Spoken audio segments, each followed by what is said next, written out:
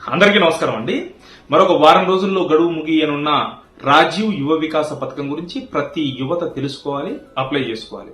తెలంగాణ రాష్ట్ర ప్రభుత్వం ఈ సంవత్సరం బడ్జెట్ లో 6,000 కోట్లను కేటాయించి 5 లక్షల మంది యువతకు వారి యొక్క కాళ్ల మీద వాళ్ళు నిలబడడం కోసం అప్లికేషన్ స్వీకరించనుంది. 50,000 రూపాయల నుంచి 4 లక్షల రూపాయల వరకు సబ్సిడీ ఇవ్వనుంది.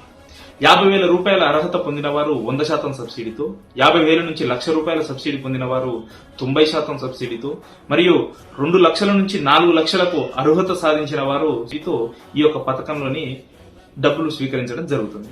మరి గ్రామాలలో గాని పట్టణాలలో గాని 21 సంవత్సరాల నుండి 55 సంవత్సరాలు అందరూ అర్హులే. వ్యవసాయ రంగానికి సంబంధించిన వారైతే 21 సంవత్సరం నుండి 60 సంవత్సరాల వరకు అర్హులు. మరియు పట్టణ ప్రాంతంలో 2 లక్షల సంవత్సరం ఇన్కమ్ మరియు గ్రామ ప్రాంతంలో 1,50,000 ఇన్కమ్ ఉన్నవారు దీనికి పూర్తి అర్హులు. మరి ఒక రేషన్ కార్డు మీద ఒక్కరు అప్లై చేసుకోవడానికి ఛాన్స్ ఉంది. అప్లై చేసుకోవడం కోసం మీ గ్రామంలో గాని మండలంలో ఉన్న మీ సేవా కేంద్రం దగ్గరికి వెళ్లి Aadhaar card, bank passbook account మరియు మీ క్యాష్ ఇన్కమ్ లను వాళ్ళకిచ్చి, అలాగే మీరు ఏ రంగంలో ఉపాధి చేయాలనుకుంటున్నారో దానికి సంబంధించిన ఫామ్ నింపి అప్లై చేసుకోవాల్సిందిగా ప్రతి ఒక్కరికి మనవి.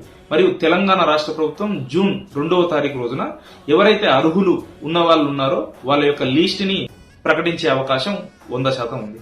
కాబట్టి నిరుద్యోగత యువత ఖచ్చితంగా ఈ యొక్క పథకాన్ని ఉపయోగించుకోవాలని, అప్లై చేసుకోవాలని, అర్హత సాధించిన వారు ఖచ్చితంగా వచ్చే అవకాశం ఉంది కాబట్టి ఖచ్చితంగా అప్లై చేసుకోవాలని మనస్ఫూర్తిగా కోరుకుంటున్నాను. మరిన్ని వివరాల కోసం మీ దగ్గరలో ఉన్నటువంటి మీ సేవ కేంద్రాన్ని సంప్రదించాలి. సుమారుగా మరి వ్యవసాయ రంగమైన ఇతర రంగాలకు సంబంధించిన 76 ఏవైతే ఉన్నాయో వాటిని కూడా నేను ఈ వీడియోలో పెట్టడం జరుగుతుంది.